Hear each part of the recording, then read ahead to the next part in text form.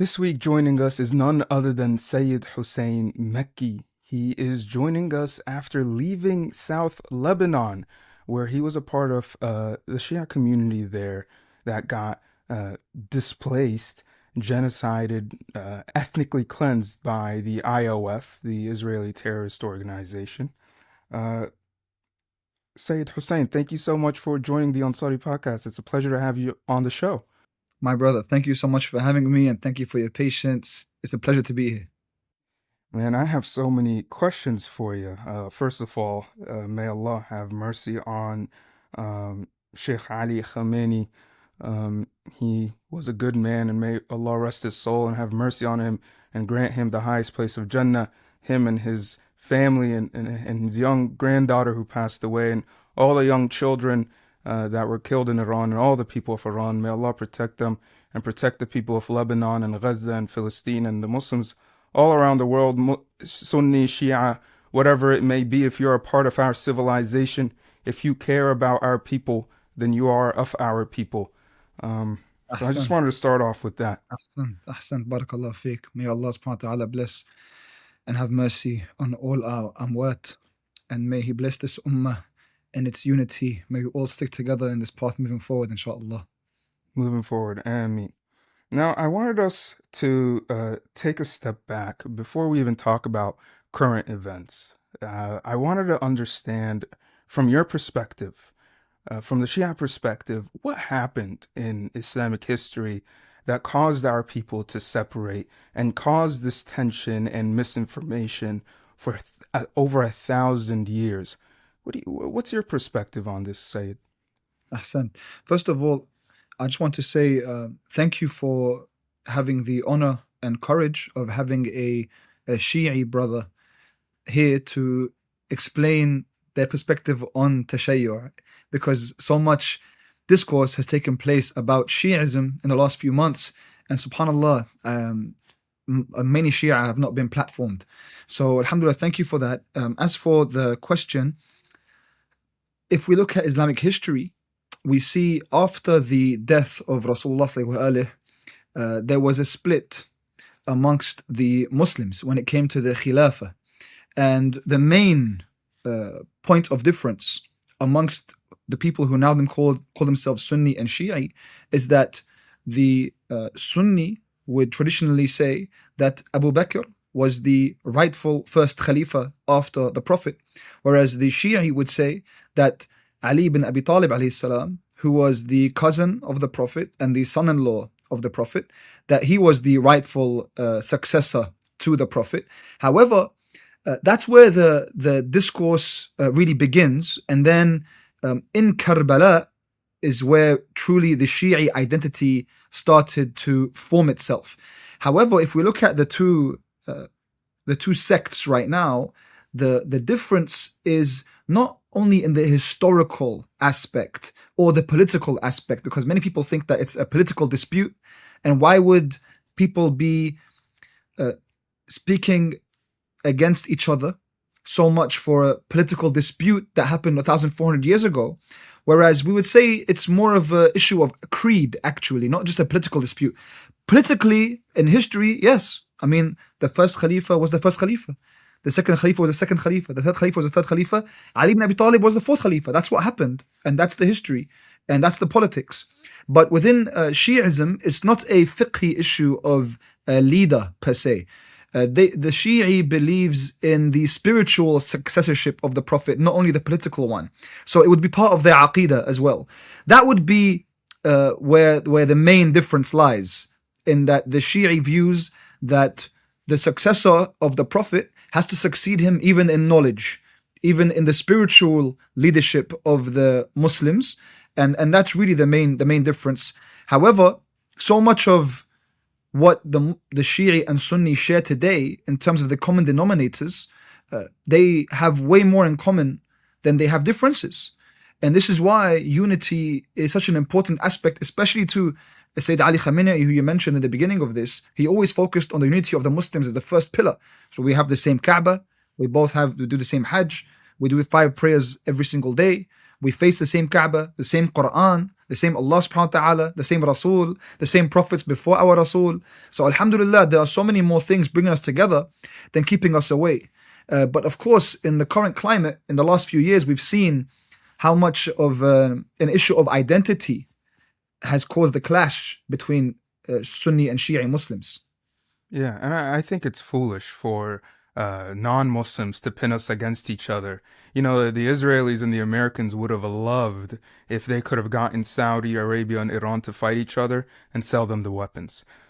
Thank God for Pakistan. You know, Pakistan Zindabad. Apparently the Pakistani military or the Pakistani intelligence was able to crack the code on how Israel was able to kill so many of Iran's top officials. And that's why no more Iranian top officials have been killed because of the Pakistani intelligence. But that's a side tangent there. Let's go to Ali radiallahu anh and Abu Bakr radiallahu anh. Why there? What's the reasoning why Ali should be over Abu Bakr as the first Khalifa?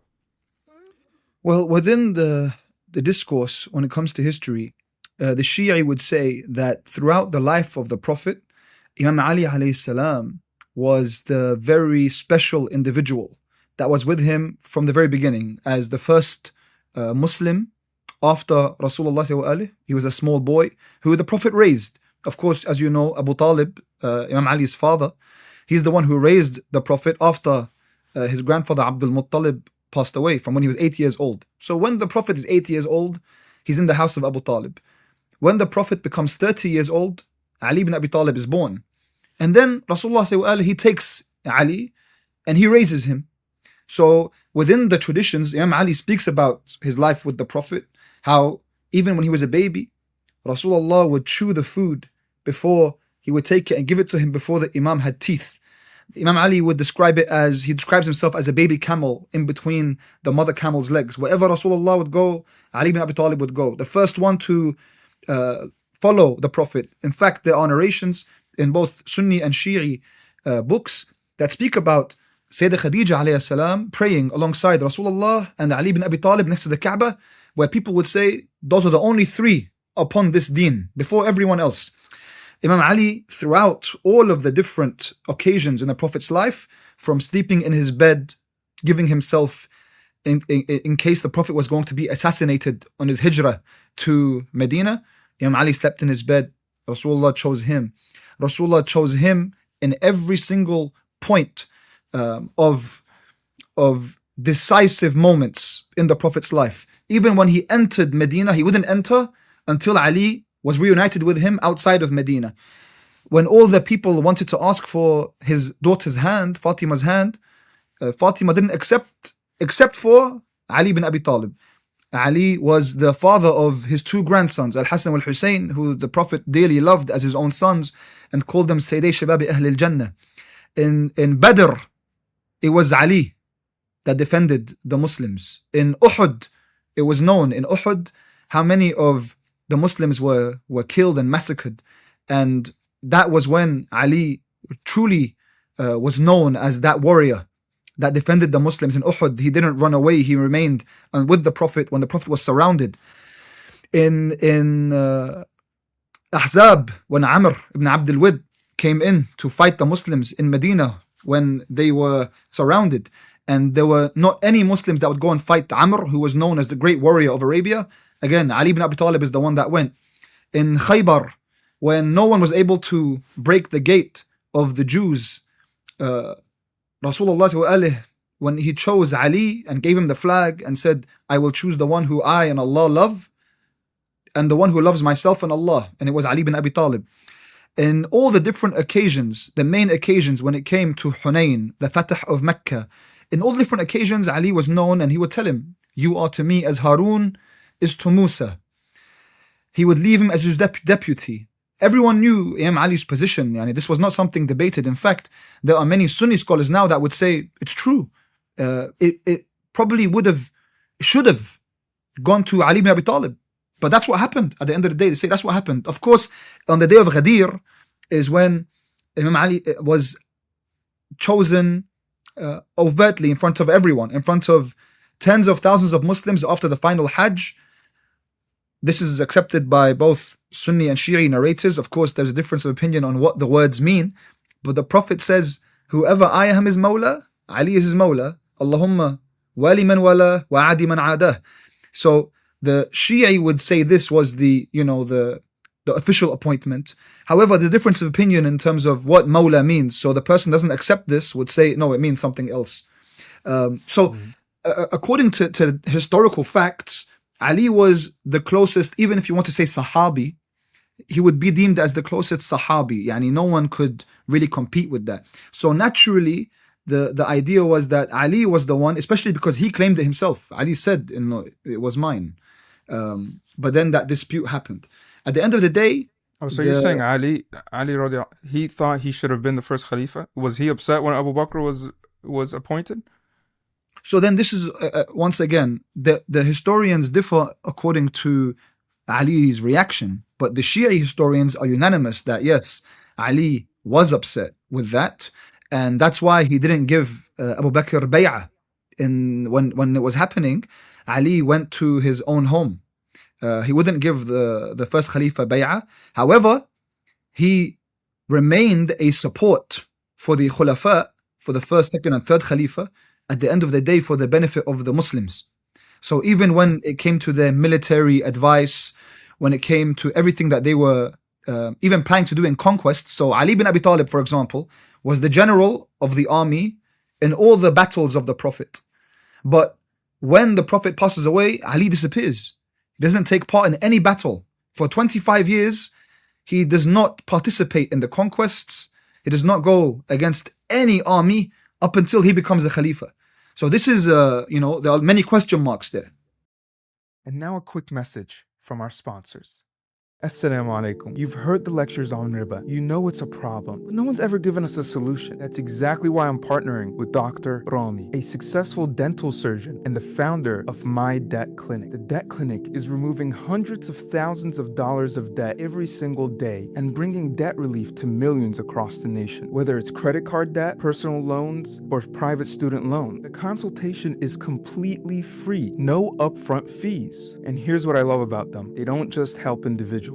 They support masajid and humanitarian organizations in the United States and all across the world. This is a company that actually shares our values. Don't suffer in silence. There are brilliant Muslims out there trying to serve this ummah, and Dr. Rami is doing exactly that. So if you've been burdened by debt, then take the first step today. Visit mydebtclinic.com/Ansari and speak to a debt doctor. And when you reach out, let them know that Ansari sent you. Assalamu alaikum. Provision Capital is a Sharia-compliant real estate firm built on trust, scale, and purpose, with investments in residential real estate all across the United States, and their focus is ethical investing. Provision Capital has a historical annual track record for the past 10 to 15 years. Visit provisioncapital.com and join over 400 investors nationwide to begin ethically investing your money today. Invest in Provision Capital today and invest in an ethical future. Now back to the show. I mean, I agree with you that Ali should have been before Uthman, right? But this is from my Sunni perspective, you can almost make the same claims about Abu Bakr. You can say that Abu Bakr was the first man to become Muslim. Sure, it was Khadija and Ali, but then Abu Bakr was the one after Ali, and not much after. And you can make the claim, if you take the Hadith or not, that when the Prophet ﷺ was asked, whom do you love the most? He said, Aisha. And then when asked whom after her, he said, Abuha, her father, which is Abu Bakr. You can make the claim that Abu Bakr was, when the Prophet ﷺ was passing away, he got angry when Omar tried to lead the prayer. And he said, Abu Bakr, no, Abu Bakr.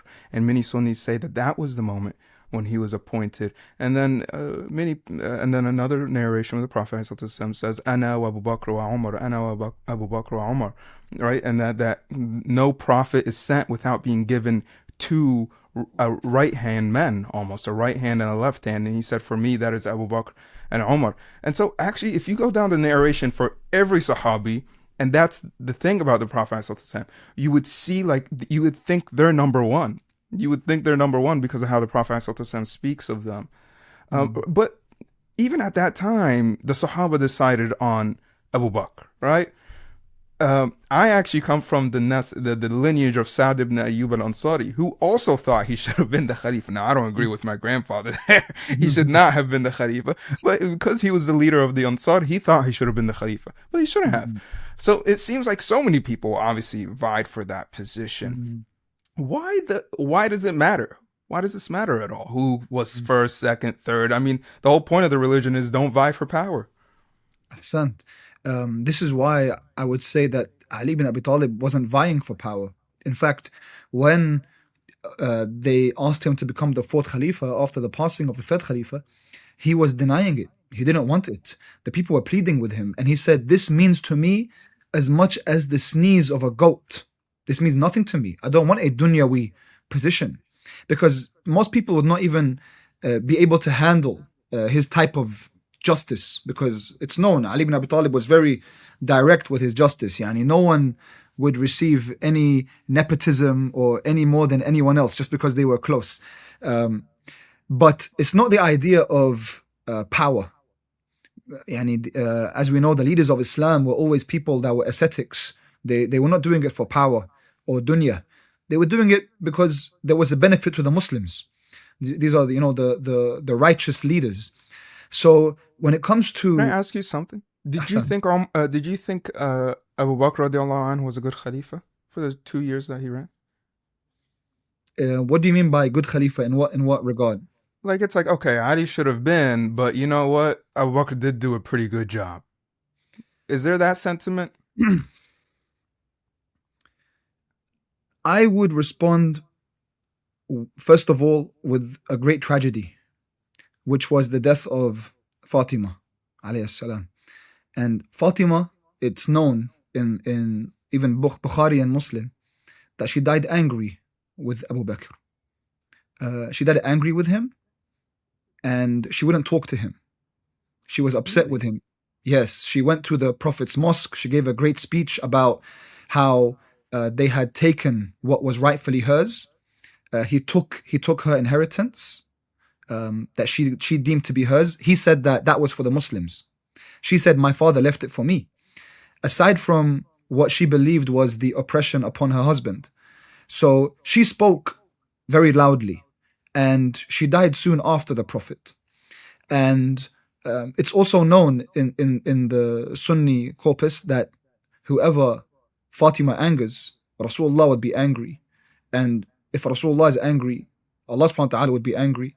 Now, Allah is the one who knows what is in the hearts of people. I'm not the one who knows any of this. I can only go by scripture and what is written. What I do know is, if I believe Ali was the rightful successor and he didn't take part in the conquests, it means that they were not validated by him, which I believe he was. Even if he wasn't the political successor, I still believe in his spiritual successorship.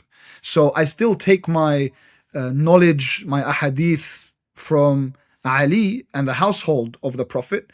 In the same way, this is really the difference in terms of how the current Sunni and Shia operate and navigate their deen, and where they take the knowledge from, because most of what was narrated from the Prophet in the Sunni corpus would be from the Sahaba, whereas in the Shia corpus it's from the Ahlul Bayt. That's where the difference lies. It's the source of knowledge. That's why it really matters. What is your source of knowledge? So, you either from the Sahaba and they narrate. So, for example, you have thousands of narrations from Abu Huraira in the Sunni traditions, whereas in Shia traditions, they don't use those narrations. They use the narrations of Imam al-Sadiq, masalan, alayhi salam, who is the sixth descendant of Ali and Rasulullah. So then they go down the descendants of the Prophet, Ahlul Bayt, as the authority. That's why it's really important, why it matters. Who is the authority after the Prophet in terms of knowledge? So even there, yes, of course. Because I am speaking to you out of ignorance. Like, I actually purposefully put no research into the Shia position so that I can ask you in a genuine way without any bias. So I'm hearing this for the first time. Okay. I mean, wouldn't then... Okay, so you're saying... wasn't the whole point of the Prophet ﷺ not having sons to avoid this, almost like royalty bloodline kind of thing? First of all, I wouldn't say him. He had a son. It was Qasim, and Qasim passed away very young. But it's not a royalty bloodline in the same way that Ibrahim has Ismail. Yani in the same way that Yaqub has Yusuf. In the But they're same way, prophets. yes, of course. And Rasulullah is the final prophet. And that's why, as the final prophet, we believe that the prophethood is ended, but the authority upon the people remains. And that's why it would be, in the Shia view, unfair almost for us not to have an authority. Yani when the Rasul passes away, what happens to us 1,000 years in the future? Do we not have an authority that we follow? So this is what I meant by aqidah, not fiqh. It's not a political and fiqhi issue as much as it's a aqidah issue.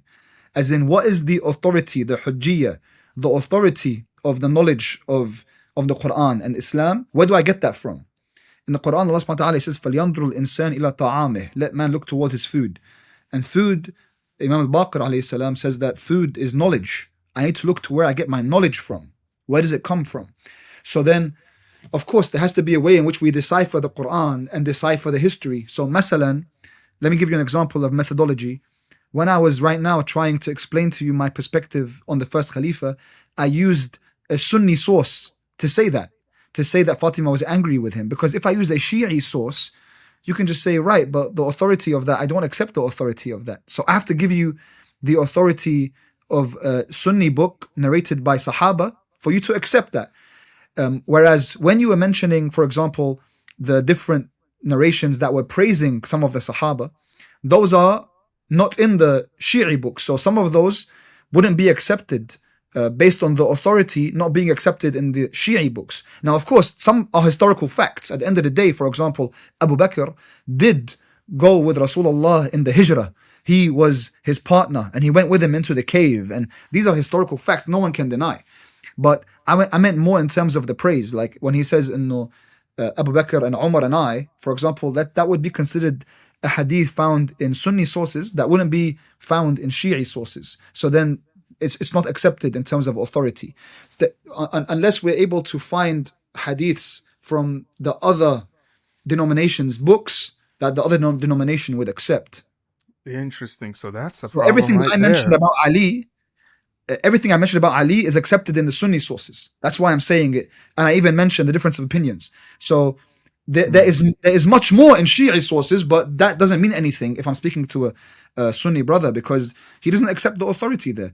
But if he accepts the authority of the Sahaba, so if I tell him Sahaba said so and so, then he will say, okay, this is accepted. I think we would accept up until Imam Hussain, right? Yes, So, yes, of course, yeah. of course, That, yes. okay, so Even yeah. تفضل عفوا.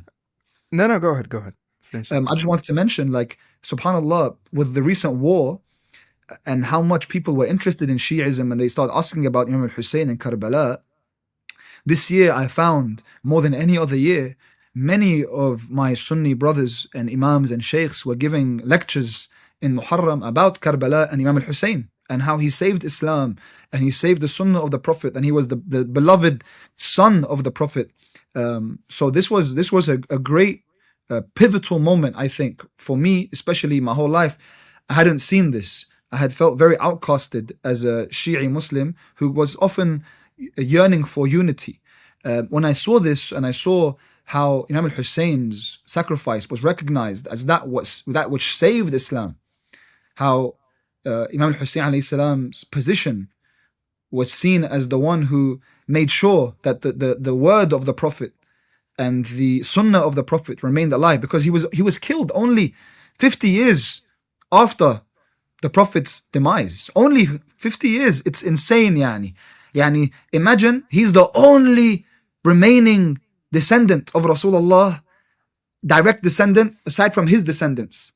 So imagine when Hussein is killed, then his woman, his sister, the daughter of Ali and Fatima, his sister is taken captive, unveiled, whipped with all the orphans of Rasulullah. The women of Rasulullah marched through the streets of Kufa and Damascus.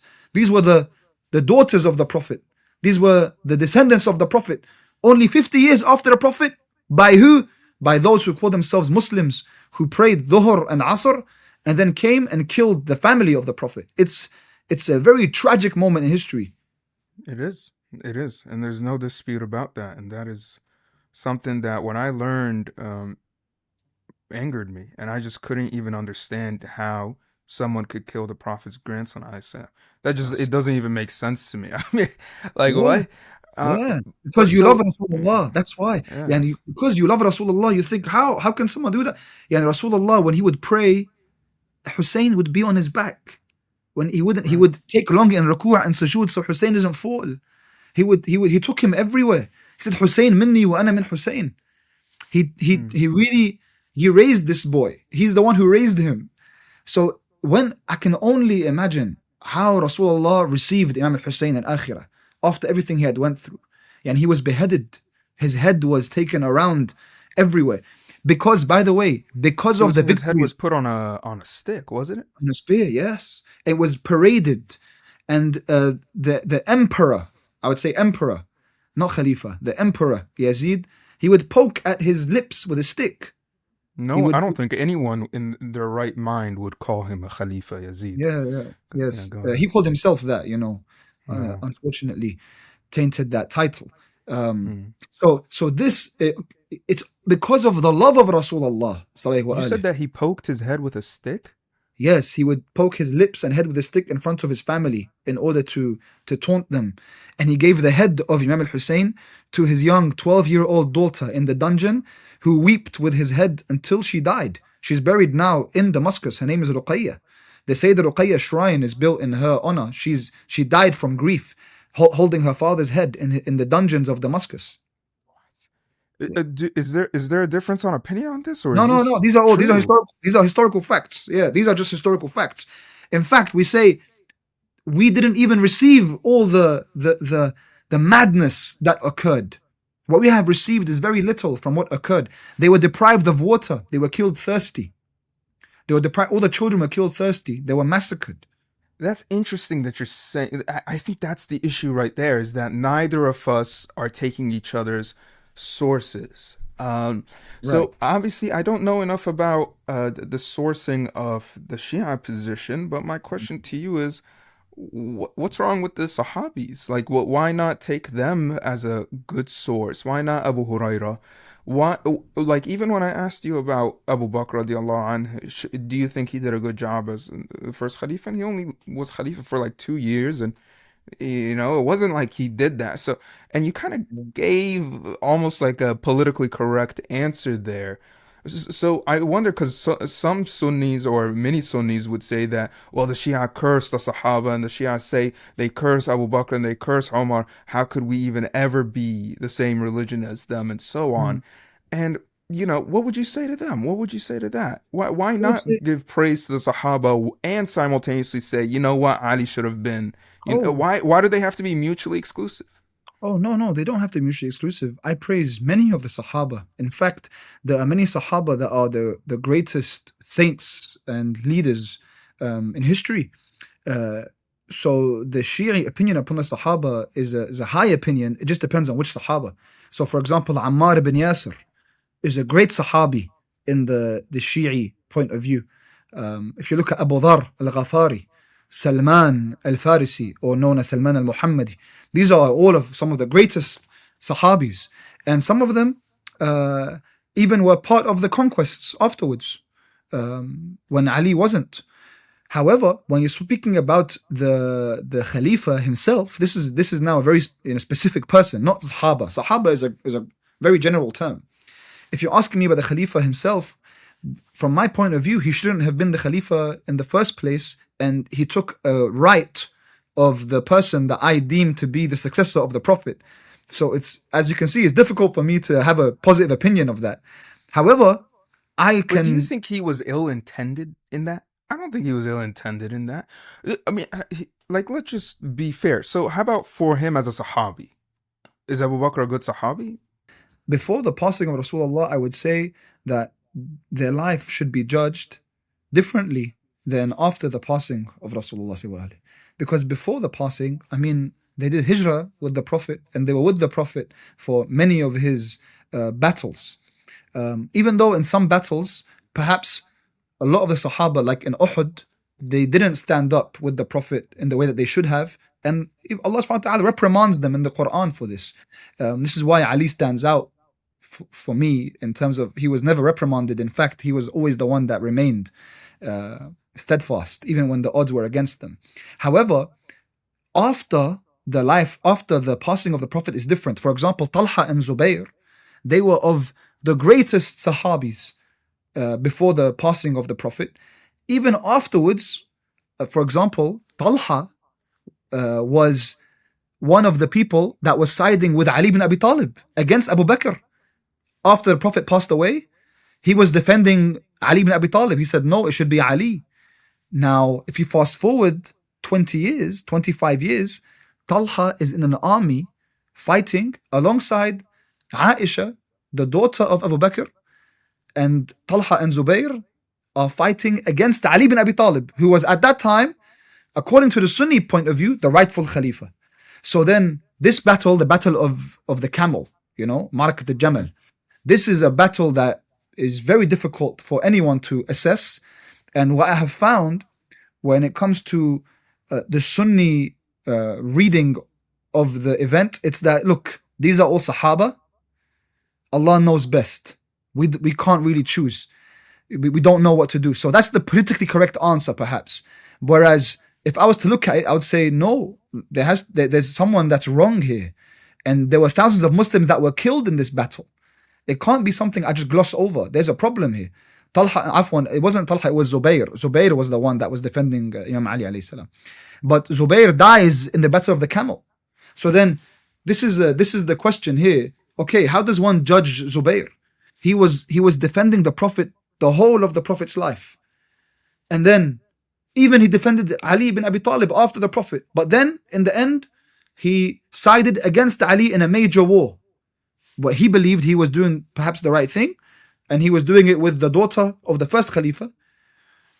And he was going up against Ali ibn Abi Talib. You can see how politically messy the situation was. And Ali was very much trying to avoid this battle.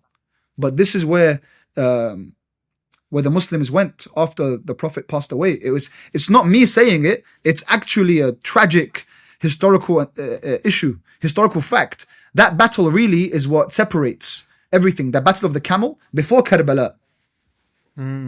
Yeah, okay. But couldn't you just take the position that, like, they're all great men? They're all, like, do you think that the Prophet ﷺ was a fool? Do you think he fell for Abu Bakr's righteousness and Omar's righteousness and Uthman's righteousness? And then when he passed away, they tricked him and they took his granddaughter and whole lineage's rights and he promised them Jannah foolishly? Like, can't you say, like, two great men both entering Jannah had a political dispute? One of them could have been wrong, and you can rightfully have that position. One of them could have been wrong, but he's still great. And he's still a good man. I have to look at the facts when I want to judge anything. Like I said, it's difficult for me to say he's a good man when I have scripture telling me Fatima was angry with him, and whoever Fatima is angry with, Rasulullah is angry with. And whoever Rasulullah is angry with, Allah is angry with. It's hard for me to say he's a good man in that way. I can say, like I mentioned, his movement in Hijrah with the Prophet was a great act. I can judge certain actions. As for judging a person, even right now, I can't judge a person. I leave it to Allah subhanahu wa ta'ala. I don't know. Allah will take care of everything in Jannah. I just want to make sure I get to Jannah and as many believers get to Jannah as possible. As for historical figures, at the very least, what I would say is he is a respected figure amongst my Sunni brothers. And for that, I will not show any disrespect. That's what I know. So in the same way that, masalan, a Sunni views Abu Talib, the father of Ali ibn Abi Talib, as a kafir, or the father of Rasulullah as a kafir. Whereas in the Shia view, no, they're not. They're mu'mineen. They're monotheists and they're mu'mineen. The traditional Sunni view of Abu Talib is that he was He was misguided and he was a disbeliever. Now, at that point, I won't ask a Sunni, don't you think he was a great man? He raised the Prophet.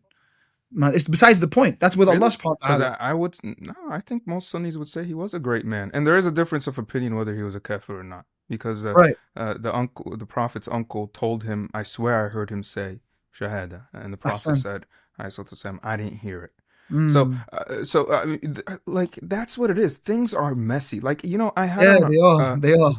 I had on an Uyghur Muslim, okay? And he is the president of the Uyghur Foundation in the United States. He's pushed every single law for the Uyghurs to be freed and has saved thousands of Muslims in China.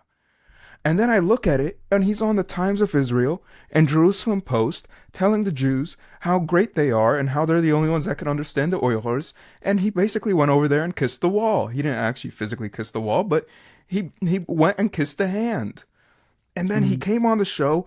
I pushed him on this. He apologized. He Oh. recognized he was just angry at the Muslims for not helping the Uyghur people, and he wanted to save his people Mm. any way he could. So he went with the Jews, and now he regrets it. And so there's a messy person right there, and that's Mm. what we have to understand. People are complex. If you know what I've personally done in my life, you might judge that I shouldn't have this show. Like that's and maybe the reason why Allah gave me this show is because I understand that. I understand that human beings can do really evil things Yeah, and still yeah. be really good. You know what, Mahmoud? Subhanallah, this is our first conversation. I can tell how real you are. Like, you're very authentic. And just to have this conversation, it's so real and genuine and authentic. And I appreciate that, my brother. And that's why I agree with you. Like, in terms of, people are fluid, people are messy. And that's why I've learned a long time ago not to judge people. Like, people come to me all the time with the craziest stories and the craziest sins, and they ask me to help them. Wallahi, I've learned over the years, I've learned the patterns. May Allah subhanahu wa ta'ala, sustain this patience. But I've learned not to judge someone in front of me who is trying to become better. Instead of judgment, curiosity. I just ask how they got there and how we can try to fix this. And you cannot define someone by their worst mistakes. I agree with this. As for historical figures, great historical figures, I'd say it comes in two ways. If you're asking me, how do I act as I mentioned to you. Because these are, whatever anyone wants to think, intentions aside, I don't know intentions, they're with Allah. At the end of the day, the Khulafa are symbolic leaders of great righteousness to millions of Muslims around the world. So then I wouldn't come and disrespect that. I will respect my brother at the very least, so we can respect my symbols. At the very least, so we can have unity. We can have disagreements. For example, what we're talking about right now, historical disagreement, political disagreement, sure. But when it comes to judging if someone was great or not, obviously that's not the point that I can go over when I have certain red lines that were crossed. But what I would say is there can never be a point of disrespect. It's not allowed when it comes to the disruption of Muslim unity. Yani, what we have in common is way greater than what separates us. And that's why I think that idea of me saying, ultimately, don't you think that he's a good person? I think that's irrelevant and besides the point and becomes redundant. I can only explain what I believe happened in history. I can explain what the red lines are that were crossed, and then I can say the rest is on Allah subhanahu wa ta'ala. However, I also know that Ahlul Bayt and the authorities of Shia Islam always say, pray with your Sunni brothers, walk behind them in their funerals, be with them, like constantly. This is the teaching of the Ahlul Bayt. This is the teaching of the Imams, the teachings of the sons of Ali bin Abi Talib. So this is what I follow. And ultimately, that's why right now, I'm living life now. As for the judgments on what happened in history, and as we're discussing, I, I don't think it's excuse me, Said. I don't think it's irrelevant though, because I think that's the core of the issue right there. why? Can we disagree with Sahaba and still believe them to be good men and great men and still praise them? Because, like, my question to you is, did Abu Bakr being appointed, was that horrible act of him being appointed, discount everything he's done and sacrificed with the Prophet ﷺ and everything that the Prophet ﷺ has said about him. And Abu Bakr was the father-in-law of the Prophet ﷺ. Aisha was the main wife of the Prophet ﷺ. So the same thing that you're trying to say about, Fatima and Ali, you can apply to those are Ahlul Bayt. Isn't your father-in-law a part of your family? I consider my father-in-law a part of my family. I consider my wife a part of my family. I hope you consider your wife a part of your family. So aren't those Ahlul Bayt? Isn't it actually a dispute between two Ahlul Bayt? So there's this dispute, actually, difference of opinion on this exactly is a whole debate about who Ahlul Bayt is. The Shi'i point of view is that the Ahlul Bayt are the descendants of Rasulullah. In the same way, Rasulullah had wives that were daughters of Abu Sufyan, who tried to kill him countless times, who throughout history caused a lot of bloodshed for the Muslims and killed Hamza ibn Abdul Muttalib. So when it comes to fathers-in-law and who the fathers-in-law are, I wouldn't deem that to be of a sort of proof upon someone's closeness. Rather, it's the way in which people were married in those days was to cause family ties and family alliances, and this was a way in which the Muslims stayed together. As for Fatima, I would say that Fatima's marriage was not to be compared to any other marriage, as the daughter of Rasulullah, like she came from him, his lineage. That is different to anyone else, and because then her sons are literally the direct descendants of the Prophet Muhammad. So Ali bin Abi Talib had other sons from other women. After the death of Fatima, he had other wives and he had many, many sons. But all those sons were servants of the sons of Fatima. Why? Because they would call them Yabna Rasulullah, Yabna Rasulullah. It was different. The direct descendants of Rasulullah are different than anyone else. I'm basically like, I agree with your take, but disagree with the conclusion almost, right? Like, I agree with the take that Ali should have been maybe above Uthman. But like, how about Umar? Umar radiallahu anh. We have a great resume for him, 10 years. And under that resume, he's accomplished so much. Do you think he was a good Khalifa? I think he was a good leader. And if you want to talk about Khalifa in that way, leadership, keeping the Muslims together, military general, these ideas, of course, he was good in that way. And his resume, like you said, proves itself. I think for me, my issue is before all of that. My issue is the authority. The authority of leadership, the successorship, lies with Ali bin Abi Talib. As long as Ali bin Abi Talib is alive, I see any other person acting in terms of leadership as void. That Imam Ali alayhi salam was at the very least the spiritual successor of the Prophet, and he should have been the political one. Now he wasn't, because of the situation that happened, and that's reality. That's what happened. And at the end of the day, Ali bin Abi Talib defended the Muslim empire, at the very least in terms of the advice that he would give the first and second and third Khalifa in how they were to operate. Because even Umar says, if it wasn't for Ali, I would have perished. So he would often seek counsel. So in that regard, I acknowledge this.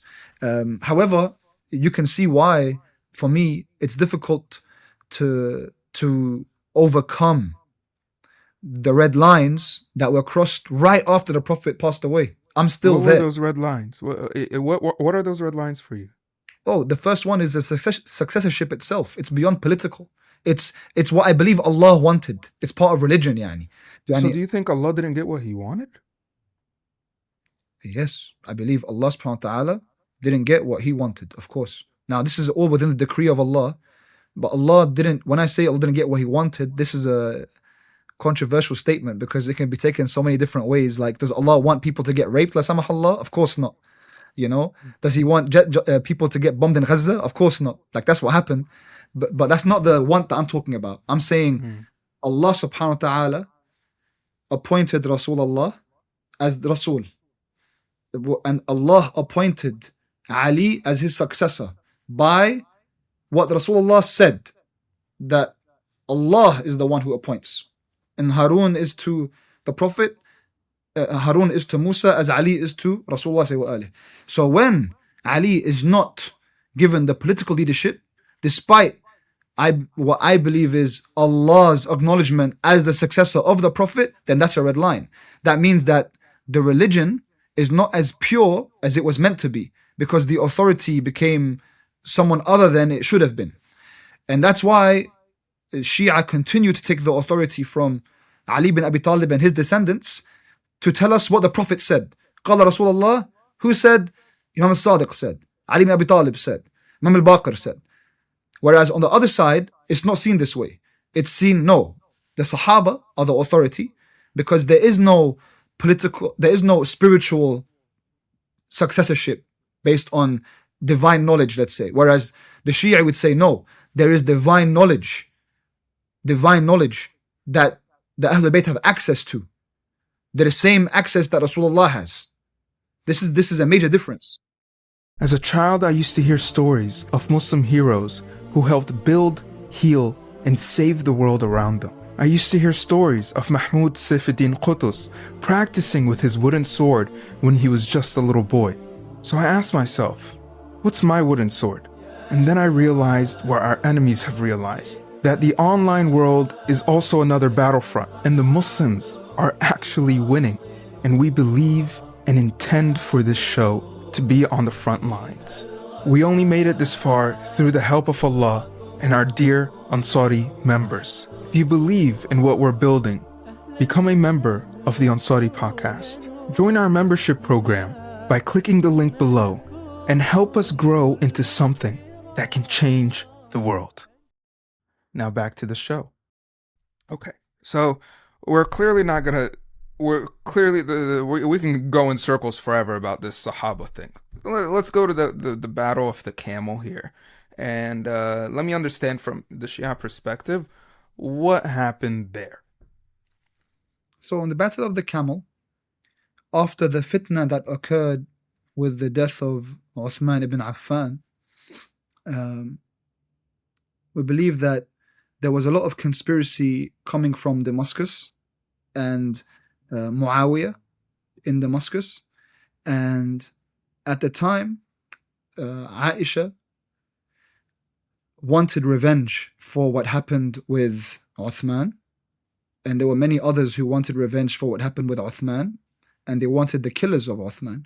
At the same time, Ali ibn Abi Talib, who was the successor, political successor, and chosen to be the Khalifa of the time, he had taken note that there was an army that was marching and that was in Basra, and Imam Ali, he had situated his government, the center of his government, from Kufa in current day Iraq. And so he had the whole army. By the way, many of his army were people that were traditionally, and if you want to look at it in terms of Aqidah, they were Sunni, not Shia. In that way, they weren't the followers of Ali bin Abi Talib at that time. They were followers of the previous Khalifa, many of them. And then he marched against the army in Basra.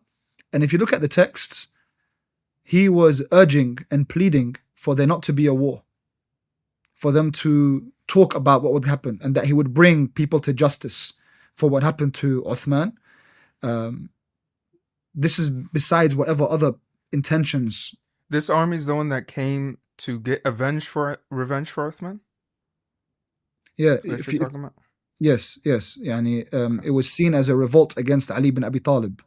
So this was a revolt against Ali bin Abi Talib, and the Muslims were in the middle of two figures who, within Islamic history, both had prominent positions. So they had to make a decision. Some would side with the wife of Rasulullah, and some would side with the brother and son-in-law of Rasulullah. And the difference here was not the closeness, however, it was the authority. So then, even in terms of Khalifa, then anyone who accepts the authority of the Khalifa, regardless of who is in front of the Khalifa, even Ali bin Abi Talib, who we regard as the successor of Rasulullah, didn't revolt against the Khalifa. So that no one would say, oh, he rebelled against the Khalifa. So then this was a great situation, a great tragedy that occurred in Islamic history, where many thousands of Muslims were killed. And it's one that I find a lot of Sunni Muslims don't get into much because it's a contradiction. You have to make a choice. And if you don't, most of the time what I see is no one makes a choice because they're all Sahaba. This is the point where I say, but look, what does Sahaba mean? Because the definition by a lot of standards is Sahabi is one who just saw the Prophet. I mean, I wouldn't regard that as a Sahabi though. On a personal level, Sahabi should be a companion of the Prophet, not just someone who saw him. They're of different levels, as you mentioned.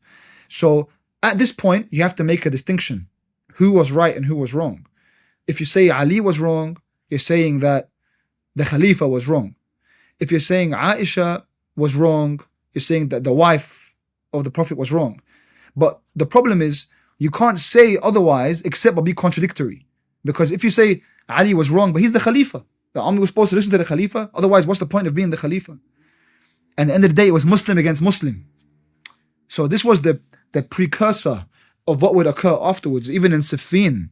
In Siffin, it was once again Muslim against Muslim. Muawiyah marched against Imam Ali with a great army, an army in greater number against Ali's army. So Damascus against Kufa. Many Muslims died in that war as well, against Ali bin Abi Talib. So, you see how in Islamic history, it becomes you have to choose a side, or you choose no side. I agree with you. I agree with you in that the fact that we haven't discussed this time period has led us to repeat history over and over and over again, because we're like, oh no, this is too sad. It's like, what are you talking about? Everyone else looks at their history and goes, what went wrong and what went right? I personally, I have my trouble with Muawiyah a lot. I have to almost like not, I can't insult him obviously, but I'm not a huge fan. I love Ali radiallahu anh, and between those two battles, immediately I'm with Ali. Now I'm a little nervous saying this to you, but when I looked into it between Aisha and Ali, I thought Aisha was correct in that I should have. Just politically speaking, I'm a realist. As you see, Clash of Civilizations. I'm a political science, how things work.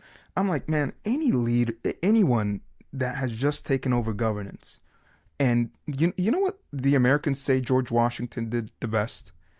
The number one thing that Americans say George Washington did great, which made him such a great president, was he destroyed the riots. And what was that in parts of the South in the United States and in Tennessee, or I believe Kansas? Actually, let me not say the state, but there were parts throughout the 13 colonies where people were rioting. George Washington sent his military and completely squashed the riots. It is your job as the president, as the leader of your country, to show force in a way to make sure no one ever rebels against the state. And the fact that he didn't take revenge for Uthman was what allowed people to believe they can stand up against him. That it was a psychological political mistake right there for me. What do you think about that? I mean, I would say, who is the leader? I mean, he's a leader for a reason. Are you going to tell him how to lead? Like when they chose him to be the Khalifa, and he has his own judgment process that he wants to follow, and you're imposing upon him your own system. Well, then why is he the leader? Why do you appoint him as the leader if you have your own judgment system that you want to follow? Otherwise, he said he didn't want it. So when they gave it to him, okay, he said, we're going to do it this way. Then suddenly they say, no, we don't want to do it that way. We're going to do it this way. Well, then why did you appoint me? Why did you choose me? Why did you vote for me? If you voted for me, then let me do this. The same way that you gave all the other Khulafa the time and accepted their leadership to do this, then let me do this. But because he was not one of nepotism, because Talha and Zubair, they visited him before the war and they asked for more money from Baytul Mal because they were receiving more in the time of the other Khulafa. In Ali's time, they didn't receive as much. When they asked him, they wanted more money, Ali ibn Abi Talib, he turned off the candle and then he lit another candle. And he said, Afwan, that candle is for the Muslims, it's from Baytul Mal. I can't use that for personal conversations. So I lit my own personal candle. And that was answer enough to both of them that, hey, just because you're my old friends, There's no nepotism here. I'm not favoring anyone. You are a Muslim. This is how much you receive. That's it. You don't get any more than anyone else just because you're close to the Khalifa. I would say many people were duped to join against him, not simply for the revenge against Uthman. I wouldn't say everyone is that pure-hearted or pure-intentioned. That's all that they wanted. There was a whole army against him. The same reason as to why people were against him after the Prophet passed away. Ali divides people because of the history. That's why when Yazid takes the head of Hussein in Damascus, he says, "Oh grandfather, I wish you were here from Badr. I wish you were here to see this day." Who is his grandfather? Ali ibn Abi Talib killed him in Badr. He killed the father of Hind, the wife of Muawiyah, And the by the mother way, of Muawiyah. this is the Sunni understanding as well, that Muawiyah and Yazid, and they were from the Quraysh, and Quraysh Yes, hated, yes. The Bani Ali, and Umayyah, yes, they hated they Banu hated Hashim. him. Exactly. They So hated at the Banu end of the Hashim, day, and they couldn't accept Banu Hashim, which is the Prophet's tribe, yeah. as the leaders, For because them, it was a feud, family feud. Hey, why do they get Quran? We should have Quran. By the way, do you know who was against Abu Bakr as soon as he became the Khalifa? Abu Sufyan. Abu Sufyan, the chief of the Quraysh, the chief of the Banu Umayyah and Quraysh, the father of Muawiyah, grandfather of Yazid. He came to Ali bin Abi Talib. He said, "Look, you and I, Ya Ali, we're cousins. We're from Abd Munaf and Abd Shams. Who are these people from the lower clans of Quraysh to come and take the Khilafah? The Khilafah is ours. Say the word and I'll bring you 1,000 warriors right now." Ali said, No. It's not a family thing. It's not a tribal thing. That's the whole point. This is from Allah subhanahu wa ta'ala. This is not about tribes, and it's not about, because if we go fight Abu Bakr now and cause a fitna, then one day it's going to be for you, one day for me. Then you and I are going to fight as well. That's not how this works. So they wanted it from a long time ago. For the same reason, I tell you, the reason why he's looking up to Badr, many people in Jamal fought against Ali for this reason. Ali was not given an opportunity to give justice. In fact, if we want to say Ali was he wants to implement by force, how can you implement by force if your army is half the size of the army coming from Damascus? And Muawiyah had made his own Islamic where did he ummah. get so popular, man? How He in was the he was not he world? was very powerful. He acted as a Khalifa outside of Khilafah in Damascus, to the point he had very strong propaganda, to the point that when Ali was killed and people said Ali died in his prayer, people in Damascus said, Ali prays? Mm. Yeah, the same way right now. He Now we basically see, acted like I heard Muawiyah basically acted like a king in yes, Damascus, while and by the way, this is where the Umayyad Empire begins, Umayyad dynasty. But Ahsan. under Omar ibn al-Khattab, he even Omar almost had a hard time with him, and he acted like a Yes. king in that area. I mean, at the end of the day, Muawiyah was son of Abu Sufyan, who was the chief of Bani Umayyah in Quraysh, and this is why the Qurayshi ideology continued. So Islam was led for much of its beginning by the Qurayshi ideology. That's why the political leadership. This is why I mentioned that it is not as relevant as the spiritual and authority of knowledge when it comes to true Islam.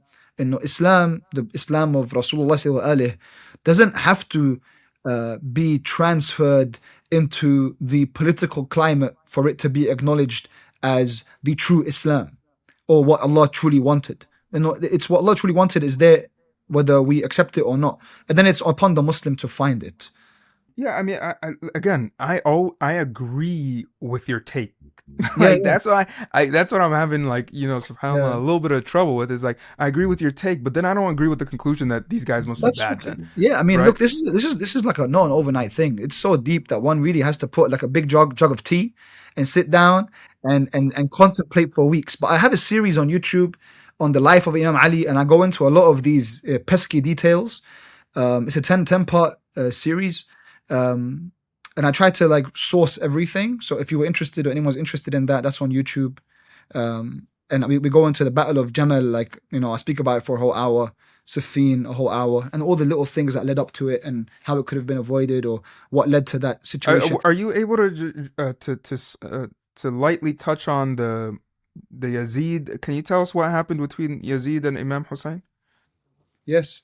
So Imam al-Hussein alayhi salam lived under the rulership of Muawiyah for about 10 years. For 10 years, he lived under that. However, Muawiyah still acted, at least in an outward form, Islamically. When Yazid took over, Yazid was known as a drunkard. Yazid was a murderer. Yazid barely knew how to pray. And the first thing he did was demand the allegiance of the one person who the Islamic community revered above everyone else. The last remaining, as they said, son of Rasulullah, they would call him. Hussain ibn Ali was in Medina, his home. He lived near the grave of Rasulullah. And a letter is sent to Medina declaring that Muawiyah has passed away and now Yazid is the new Khalifa. Even though in the agreement between Muawiyah and Hassan ibn Ali, Hussein's older brother and son of Ali ibn Abi Talib, the agreement was Muawiyah becomes Khalifa, and then upon the death of Muawiyah, the Khilafah returns to the Ahlul Bayt, to either Hassan, or if Hassan was not alive, Hussein. Hassan had been dead for 10 years. Hussein was now supposed to give allegiance. And Imam Hussein, when he was summoned to the governor in Medina, he told them, Yazid is شارب للخمر قاتل النفس المحترمة ومثلي لا يبايع مثله. One like me does not pledge allegiance to one like Yazid. We're from the Ahl Bayt al-Nubuwwah. We are the house that the angels descended to, the Quran descended to. Rasulullah is from us. He is my grandfather. So they didn't accept this. So they had supporters in Kufa, in Iraq, the place where his father had his center of government. Those supporters had written letters to Imam Hussein to come, and there would be a popular support base for him to rise up against Yazid, because Yazid now was threatening Tawheed itself. Like, people were forgetting Islam itself, the reality of Islam. Tawheed was being threatened. Like, everything that Rasulullah worked for was being threatened. This was a whole new era. Yani Yazid, one of his greatest crimes was that he destroyed the Kaaba. In those couple of years that he was the supposed Khalifa, he destroyed the Kaaba and he killed the son of the Prophet. So Yazid had sent an army to block Hussein from reaching Kufa. Imam Hussein, he went to Mecca first, and then he left Mecca, and before the ending of the Hajj season, and he went to Kufa. He was stopped in an area called Karbala by the army that came from Damascus as well as from Kufa. There were people that Yazid sent to Kufa, a man named Ibn Ziyad, who went into Kufa and basically scared the people there and killed whoever was trying to revolt. And then many people betrayed Imam al-Hussein before he arrived, much like today, to save themselves. They didn't support him like they said they would. And so an army of at least 10,000, by some reports 20 or 30,000, stood before Imam al-Hussein and the family of Rasulullah in front of the river Euphrates. They stood before the family of Rasulullah, and Imam al-Hussein had about 72 men and women and children. They were deprived of water. They were thirsty.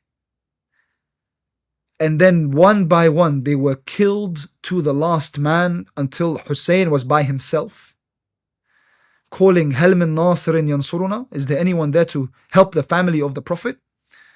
And no one would help. The people who killed him, they prayed Dhuhr and Asr, and then they came and they killed the loved grandson of Rasulullah, and they beheaded him, and they beheaded all the men, and they put all their heads on spears, and then they went and burned the tents of the women. They took the women, they unveiled some of the women, they hurt the children, they would whip them, they chained them, and they made them walk on foot, first to Kufa, and then to Damascus. And they tried to humiliate them. And they would ask them. Ibn Ziyad asked Zainab, the daughter of Ali bin Abi Talib, the sister of Hussein, the granddaughter of Rasulullah, how do you find what Allah did to your brother? And she said, Ma ra'aytu illa jamila. I saw nothing but beauty. Because that was the stand of courage. That was the stand of true fearlessness and devotion to Allah. Imam Hussein could have easily just given allegiance and khalas. But instead he shocked the ummah. The Muslims, when they heard of the Battle of Karbala and the sacrifice, the massacre that took place, they were shocked. They couldn't believe this. They couldn't believe that the family of the Prophet was taken prisoner. They were taken prisoner to Damascus, the dungeons. And eventually Yazid had to let them go. And then Zainab's role was to tell the story of Karbala so that this movement of Imam al-Hussein never dies. That we always remember, Imam al-Hussein, he said, the reason why I have come out is not for power or dunya. He said, the reason why I rise up against this tyrant is for the reformation of the religion of my grandfather, to reform it back to its original state after it had been corrupted for so long. They corrupted the deen 50 years after Rasulullah passes away, and then his family is killed, and the people want to take revenge against the victories of Rasulullah through his descendants. So Allah subhanahu wa ta'ala created a nation that would lament and grieve over this tragedy for generations, that would remember it, and that would use this to galvanize themselves to never fear the tyrant and always speak kalimatul haqq in the face of a sultan, the face of a tyrant, to never fear anyone other than Allah subhanahu wa ta'ala, to remember the sacrifice of Imam al-Hussein alayhi salam. And I believe ultimately that's what happened in this day and age when it came to Palestine. When I would see the children in Gaza, I would remember Karbala. I would remember the children calling for water, the orphans that were massacred. I remember that video in Gaza of the little girl running in between the fire. And I would remember in my mind Imam al-Hussein's daughter running between the fire of the tents.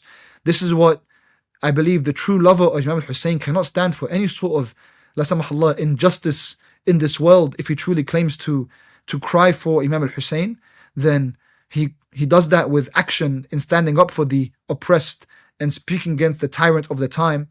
And whether Sunni or Shi'i, the message of Imam al-Hussein's sacrifice lives on until today. It angers me hearing it every time, this story. You said that they put their heads on spears as well and paraded that around?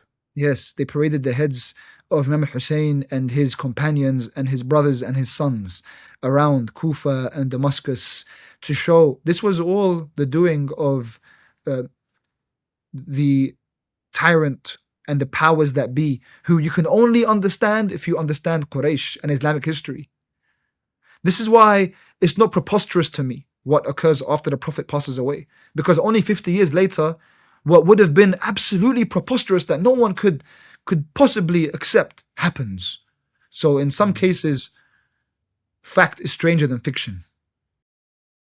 I think you said it beautifully, that they wanted revenge on the Prophet's family for the Prophet's success, for Islam's rise, and they did it through being Muslim.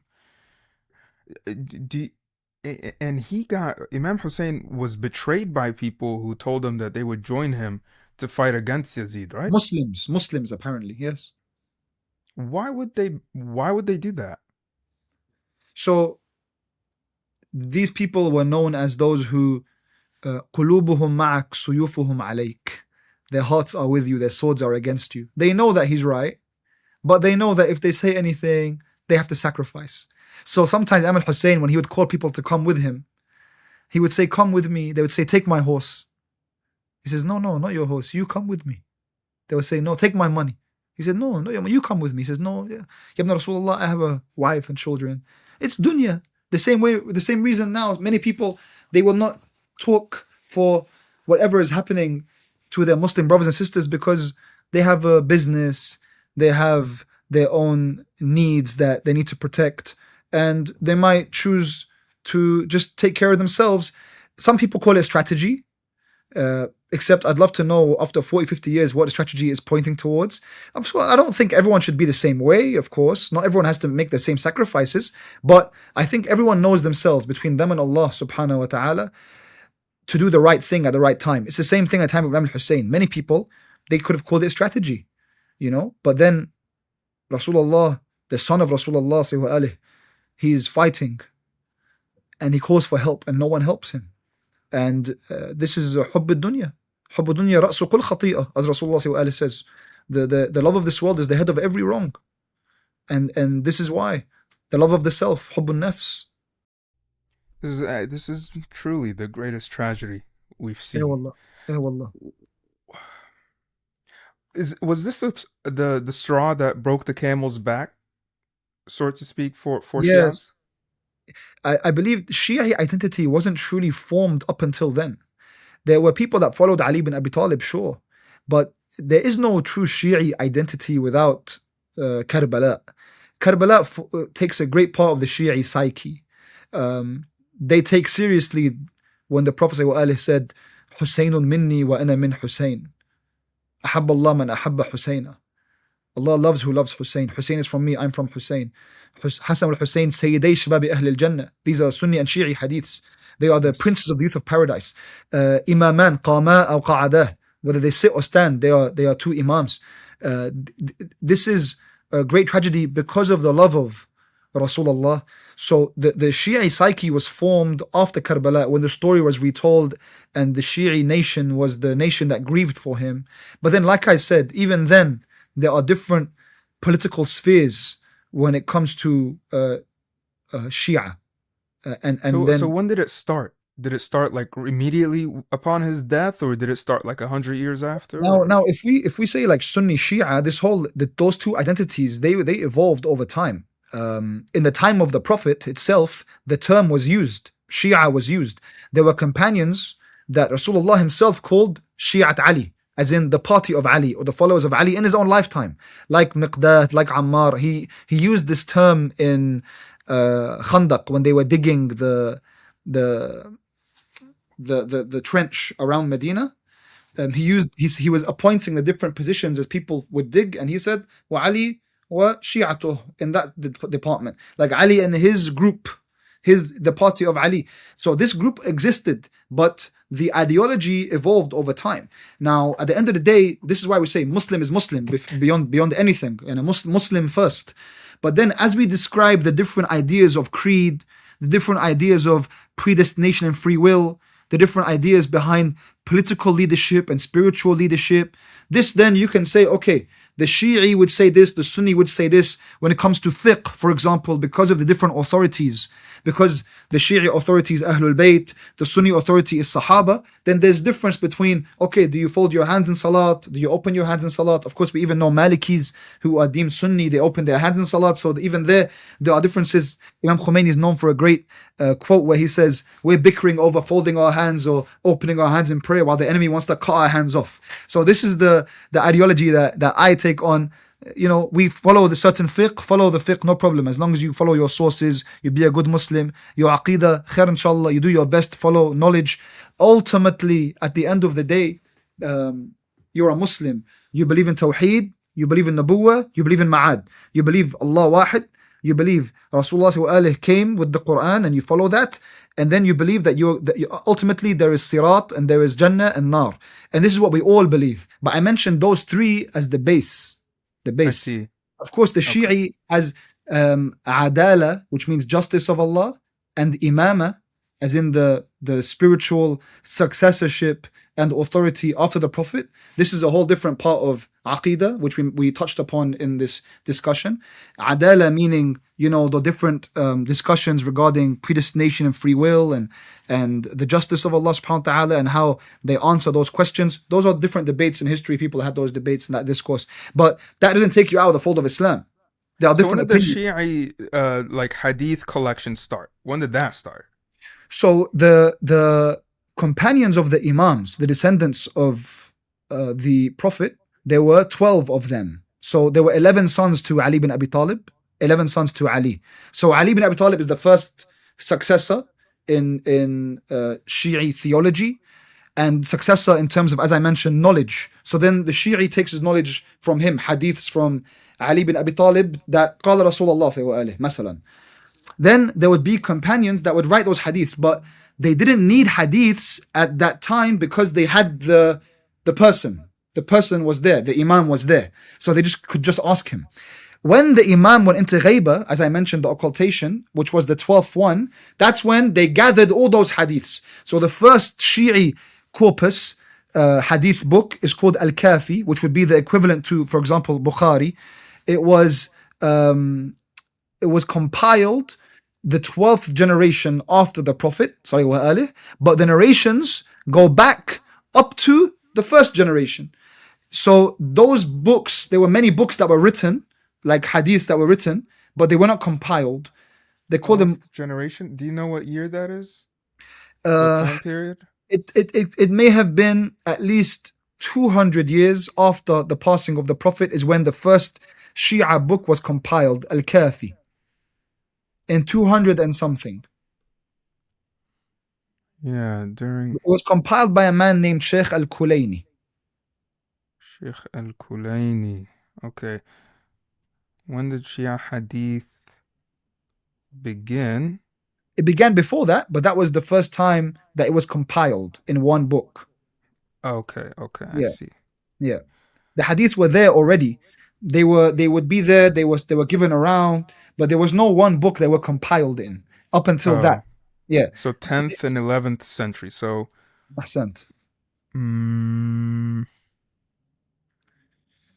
901 to year 1000. Is that accurate? How many years after Hijrah is that? That's about that's a lot, 400 years maybe. 329 years after Hijrah. There we go. Kitab al-Kafi, right? Right. Yeah. 329. Okay, it's much more than 329 years after Hijrah. Okay, interesting. The 12th one's the one missing. So are the 11, the first one's Ali, and then the second one is Hussein, and then the third one is Hussein's son? No, so the first one is Ali, and then it's Hassan al-Mujtaba, and he was killed before Imam al-Hussein alayhi salam, 10 years before. And then Imam al-Hussein, of course, was killed in Karbala. He was the third Imam. The surviving Imam from the lineage of Imam al-Hussein in Karbala, the only young man who wasn't killed, and he was in his early 20s, was the son of Imam al-Hussein that was marched with them, the only remaining son, who's subhanAllah, by the miracle of Allah, was kept alive. He was sick and did not take part in the battle. He was marched into the palace, into the dungeons. He was there when his young sister, wept and grieved to death at the head of her father. His name is Imam Zainul Abidin alayhi salam, Imam Ali Sajjad, that's his name. He's the fourth Imam. He had a small baby that was with him in Karbala, and that baby grew up into becoming one of the great scholars known as Imam al-Baqir, Muhammad al-Baqir alayhi salam. He was the fifth Imam. His son was Imam Ja'far al-Sadiq alayhi salam, and Imam Ja'far al-Sadiq was deemed to be even a great scholar amongst his Sunni peers. There are even different quotes you can find from Abu Hanifa. Did they view themselves as different than Sunni? Did they view Yes. themselves as a different thing? Oh yes. They claimed the imamah. They claimed the successorship from the Prophet. Yes. Really? Yes. And they're but they were still deemed to be, but he has his own fiqh, his own Ja'fari fiqh, that's deemed to be its own fiqh by even Al-Azhar in Cairo. They deem Ja'fari fiqh to be madhab, just like Hanafi and Hanbali and Maliki and Shafi'i is. They see Ja'fari as its own fiqh. Yes. So that's really when the Shi'i identity formed in the way, the traditional way, after the fiqh was established.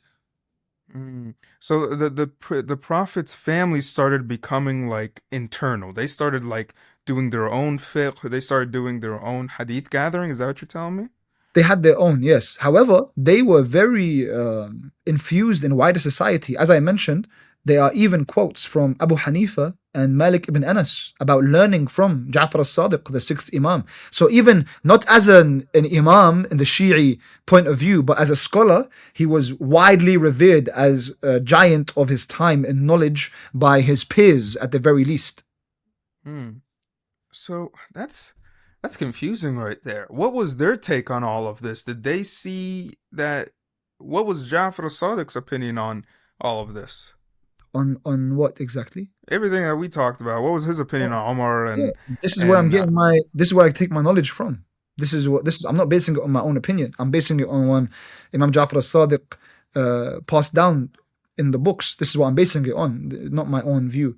So based he on, felt that against Abu Bakr and Omar and so on. you know, He was like, interestingly enough, Imam Ja'far al-Sadiq is a descendant of Abu Bakr, maternally. Yes, so he brings forth the two lineages actually. So that's something interesting. But also regarding the political issue that occurred, of course, he is literally the successor of Ali bin Abi Talib. So he sees it. Yani, what does successor mean? The spiritual authority, the authority of knowledge after Rasulullah. So why did the rest of the Ummah see him that way? It sounds pretty convincing. He had many that saw him that way, but many that didn't as well. Yeah. At the end of the day, the Islamic Empire was huge, Mahmoud. Yani, this is a point when the Muslims went into Persia, the Muslims went into. There are people in Egypt. Only 2 decades after Rasulullah, they've never heard of Ali bin Abi Talib. Egypt becomes a Muslim nation, and they don't know who Ali bin Abi Talib is. They know Umar ibn Khattab, of course, but they don't know Ali bin Abi Talib. Ali bin Abi Talib was before the death of the Prophet. Everyone knew him. After that, he wasn't famous anymore. He disappeared. He was not part of any battle, which is a question mark on its own, yani.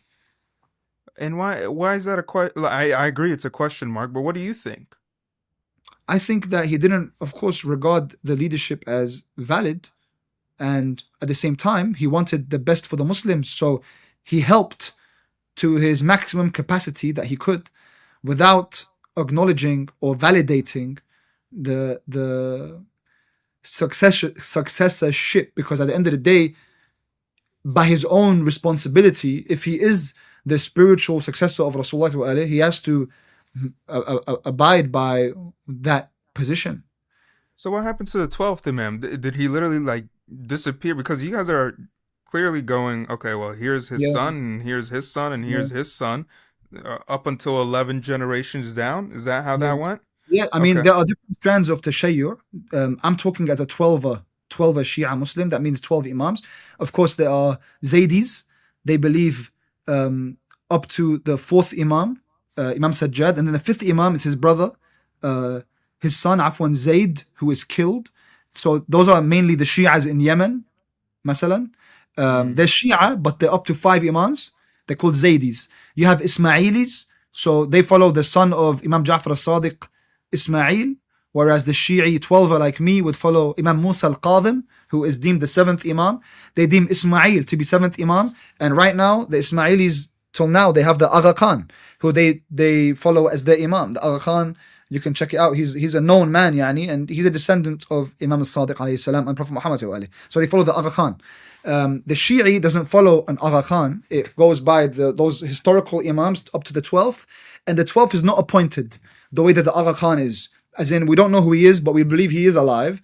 By the miracle of Allah, granted a long life, just like Nuh was granted a long life in the Quran. Allah says he lived at least 950 years.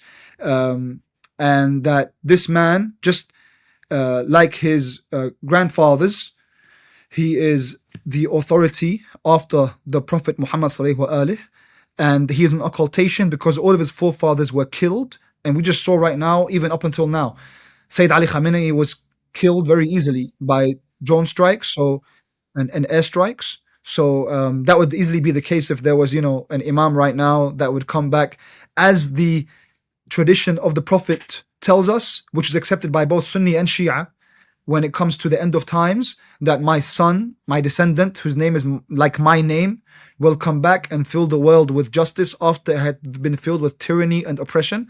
So Imam al-Mahdi is someone Sunni and Shia both believe in.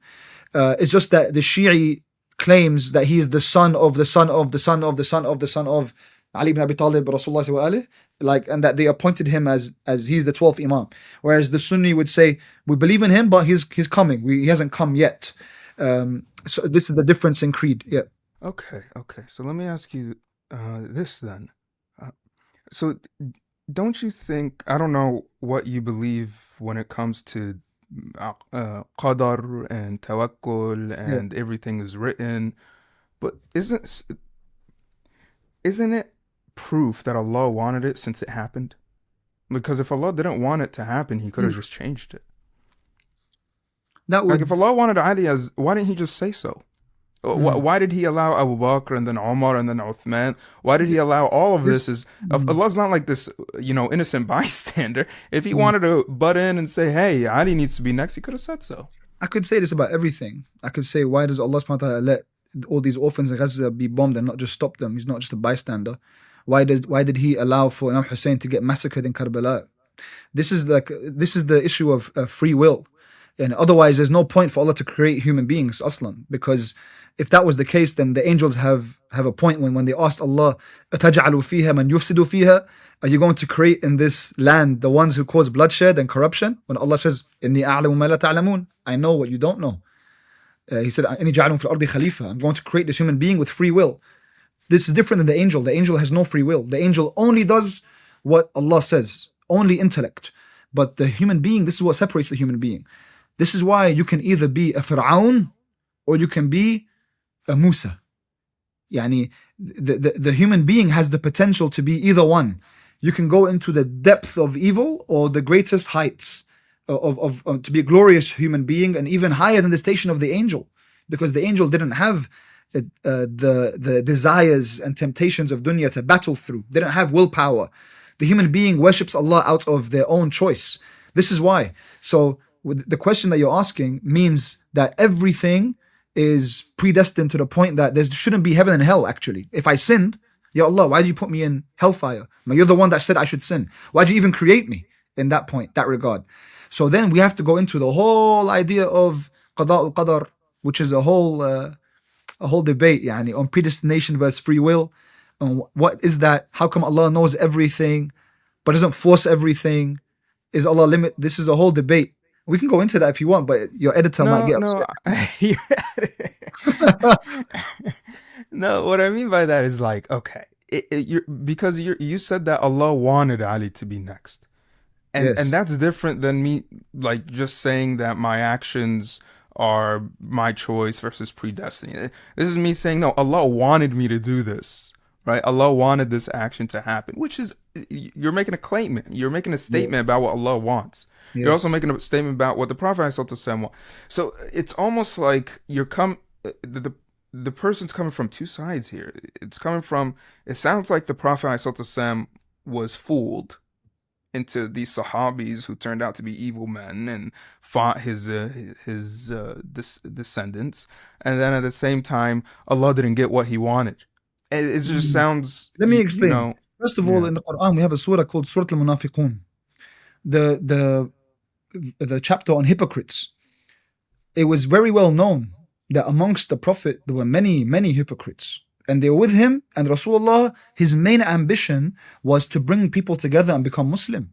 Even if in Mecca, Fatah Mecca, when he went into Mecca, these people were trying to kill him for years, and he told them, just say, Ashhadu an la ilaha Muhammad Rasulullah, and you're Muslim, and it's over. That's it, you're Muslim. And for those who don't want to, just leave. So, many of those people became Muslim, not because they believed. And Rasulullah knows this. He's not fooled by anyone. Rasulullah is never going to be fooled by anyone. He knows there are many hypocrites, they're working against him. Even the Quran tells us of these stories of many of the hypocrites working against Rasulullah. And they were claiming to be Muslim. And in Hunayn, they ran away. They ran away in Hunayn. This is right before the Prophet's passing, just 2 years before. They ran away in the battle. They had just become Muslim. And when they became Muslim, and when they finished the battle of Hunayn, Rasulullah gave the Quraysh all of the camels and the goats. And the Ansar asked him, Ya Rasulullah, are you favoring them because they're your old tribe? He said, no, they're people of dunya. I need to keep them happy. He said, I'm returning with you, Ya Ansar, to Medina. That's why I didn't give you anything. You get Rasulullah. You're people of Iman. You've been with me from the beginning. But they're people of dunya. They don't have firm hearts. So I give them the money and the war booty just to keep them. This is known, yani. They're not all on the same level. He's not foolish at all. He knows this. Well, And this Allah says that the Sahaba aren't the same level, the ones Of Qabl course. al-Fath and Ba'd al-Fath, the ones course, before Ahsan. Mecca and after Mecca. And this is a great point as to why what happened after the Prophet's passing happened. Because at the end of the day, Imam Ali had killed many people from Quraysh. In Badr, in Uhud, in Khandaq. He killed so many from Quraysh. They all had a personal vendetta against him. They did. He was a killer of the Arabs. They knew him as Al-Maut Al-Ahmar, Qattal Al-Arab. Yeah, so they're not going to side with him. As for when I say, this is what Allah wanted or Rasulullah wanted, in the Shi'i corpus, in our traditions, Rasulullah makes it very clear. The reason I'm not saying them here is because they won't be accepted by a non-Shi'i, so there's no point. But as long as you preface it, it's okay. Go ahead. Of course, yes. Within the Shia narrations, it's known by anyone who looks at our books that the Imam is not someone who is a normal leader. He is the rope and portal by which we access the deen. So we don't access the deen through our own individual journeys. We believe we have to go through the Prophet. And to go through the Prophet, in kuntum tuhibbun Allah fattabi'uni yuhbibkum Allah. If you claim to love Allah, follow me, Allah will love you. So Rasulullah says, follow me. So I'm following him. Then he says, man kuntu mawla fahada Ali mawla. So then I want to follow him. Okay, Ali mawla. Then I am going to follow Ali. Now, the idea is, did Allah get what he wants? At the end of the day, whether people recognize Ali ibn Abi Talib as the successor of the Prophet or not, is irrelevant to the fact that if in reality Allah appointed him as successor, he's successor. Whether everyone recognizes it or doesn't. So, to my view, Allah still, when He appoints him, Khalas. He is the successor. I'm just claiming that I'm trying to follow what wasn't recognized in society at the time as the leader. I recognize him as the leader, even from a spiritual and knowledge-based perspective. At the very least, he still is, even if politically people did not accept him. Right. I just don't think you can compare Abu Bakr and Omar and Uthman to the people after Mecca, because they were before Mecca. So they were actually one of the greats. And then the Prophet ﷺ appointed him to lead prayer before he passed away. Do you believe that? That's a historical event. That's not a hadith thing. That's a yeah. Do you believe that the Prophet ﷺ appointed Abu Bakr to lead prayer when he was passing away? Or is that not corroborated in Shia? I remember. No. I remember reading into this, but right now it slipped my mind, so I can't say. I'd have to read into it. But what I can say is, when it comes to the hypocrites, it's not that I'm comparing the Khalifa to them. I'm saying that Rasulullah cannot be fooled. I'm saying that Rasulullah at the time, he even the hypocrite, he embraced him. He would talk to him like he was a mu'min. He would look him in the eyes, he would smile at him, he would embrace him, bring him to the masjid. Not because, la samahallah, he's a fool. This is Rasulullah, rahmatan lil alameen. He would be merciful and bring everyone. Yani, that's why when it comes to that idea that if the Prophet was good to them, then we should trust them, that isn't something that I would take as a point to lean on. He wasn't just good to them, right? He appointed them leadership positions throughout his life. He praised them. He married into their family. Like, it's a little different. It's a little different, right? Yeah, it is different. And that's why, as I mentioned, you should be looking at the life before the Prophet's passing and afterwards when making any sort of judgment. But still, because of their great position amongst hundreds and millions of Muslims, my perspective on this has to be at a point where I limit whatever negative view that I can express in order to maintain the unity between the Muslims. That What is, does that mean? Are you saying like you're willing to say it behind closed doors to other Shia, but not in public to other Sunni? Wouldn't that feel like you're hiding something from us? yeah, no. So this is a whole thing that people talk about Shia as hiding their real beliefs. Everyone can see the Shia beliefs; they're everywhere now. No, Sayyid Ali Khamenei, who we mentioned at the beginning of this talk, actually has made it haram and forbidden to say to make insults about those personalities, even behind closed doors. However, that was his opinion. There are other scholars that say otherwise, but I wanted to just make that clear for you to see, Mm. yani, because he valued the unity of the Muslims above all else. He seemed like a very good man. May And Allah look, guide him, God. I subscribe to his views in terms of, if I'm going to say, may Allah take revenge from the enemies of Rasulullah, from the Ahlul Bayt, then Allah decides who those individuals are. As for me, myself, I'm here. I can see that you're a Muslim trying to find the best way for you to live a life that the Prophet would be proud of, that Allah is pleased with. I'm trying to do the same thing. We're on the same path. We have the same people trying to hurt our mothers and sisters and our brothers and sons and daughters. We're supposed to be an ummah. Rasulullah spoke about the Islamic ummah as one body, that if a part of it feels pain, then it should all feel pain. I have Shia Muslims that don't care about what some Shia are going through. Some Shia Muslims don't care about Gaza. Some Sunni Muslims don't care about Gaza. What I care about is the actual facts on the ground right now of justice, of righteousness, of courage, Sunni or Shi'i. There are people that are against the resistance, against the occupation, who are Shi'i and Sunni. And there are people with the resistance against occupation who are Shi'i and Sunni. At the end of the day, Palestine is Sunni. The Quds, the people of the Quds and Jerusalem are Sunni Muslims. I'll give my life for them. Sayyid Ali Khamenei is a Shi'i jurist. He gave his life for them. Mm. There are Sunni leaders. Can I They ask you didn't do this? anything. Yes. Sorry, Said. Is Ali how do you say? What's his title? Is it just Ali Khamenei? Ayatollah Sayyid Ali Khamenei. Naam, Sayyid Ali Okay, Khamenei. Sayyid Ali. Would he be considered that he has like a direct communication with Allah? As a divine personality, no. He's not an infallible being. No. He's Why do the Americans view him as like you guys as Pope? Yes, this is different. This is so. In amongst Shia Islam, we have something called marja'iyya.